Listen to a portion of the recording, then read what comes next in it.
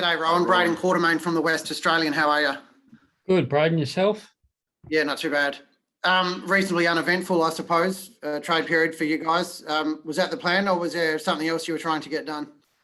No, that was the plan all the way through. We actually planned this probably 12 months ago when we traded out of last year's draft to try and get some selections in this year. So to get Sam Petrevski-Seton in and keep our first three selections in the draft was the plan all along, and might be uneventful, but yeah, it was good to get it done.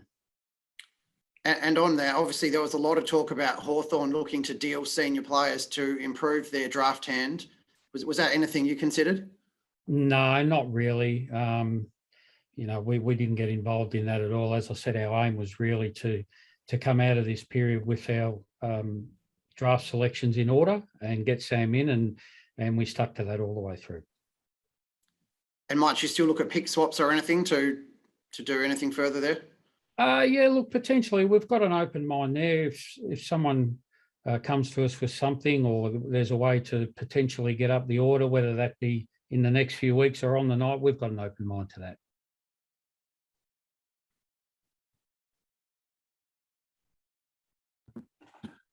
Rohan, Tom, the ABC. What's the situation with Jared now after he didn't find a new home? Yeah, look, there was obviously a little bit of interest around Jared, but nothing played out. We'll touch base with his management in the next few days and just discuss what the next steps are from here. Is he likely to be delisted at this stage? We're not sure at this stage. That's really something we need to discuss with his management. I think, obviously they've had a fair bit going on around Jared and some other players. So, yeah, we'll just have that discussion, as I said, in the next few days and go from there. Ron, is there any scenario where you could keep Brander? Not sure at the minute, Braden. Look, there is, but we'll just, we'll have to work through it. We really haven't had time to have those discussions with Jared or his management. So we need to let the dust settle and just see how it plays out. Are you still looking around for a ruckman at all? Not at this stage. We had a little bit of interest early on, obviously, but that didn't play out. We've still got two developing rucks in Williams and Jamison that, potentially get some good opportunity from here. So we're not actively chasing another one, no. So if Nick was to be unavailable at any point, would you be confident Bailey Williams could lead the ruck next year? Is that the confidence you've got? Well, hopefully, yeah. Bailey's had a few years in the system now, and he's been developing along the way, and he should continue to improve. And touch wood, Nick's available, all the time. But no, that's the things that we'll have to work through. But that's the plan with Bailey, yeah. Can you just describe how important this draft is for the club overall? Obviously, you've not been high up in the draft in recent years. No, look, that's true, but I think every draft's important, really.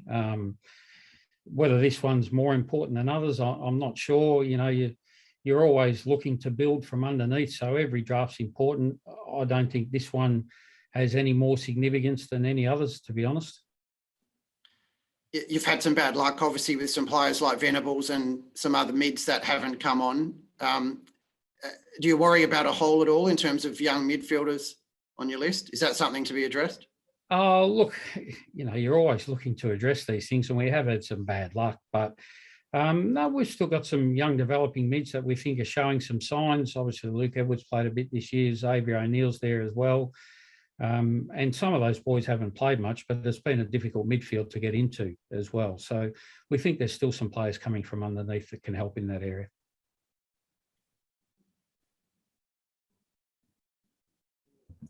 How difficult was this draft to prepare for, considering that I think by the end of next season, you have 8 players over the age of 30 and you haven't had a chance to go high in the draft. How did you guys go about preparing for it? Sorry, this trade period. No, it was no more difficult than any other. As I said, we planned this 12 months out, and you're looking at your list profile all the time. You're trying to build from underneath, as I mentioned. So people, I think, sometimes have the perception that you change course and this one might be more important. But in reality, you're planning for these things 1 to 2 years out as much as possible. And so we haven't really deviated from that, and we'll stick to what we were thinking.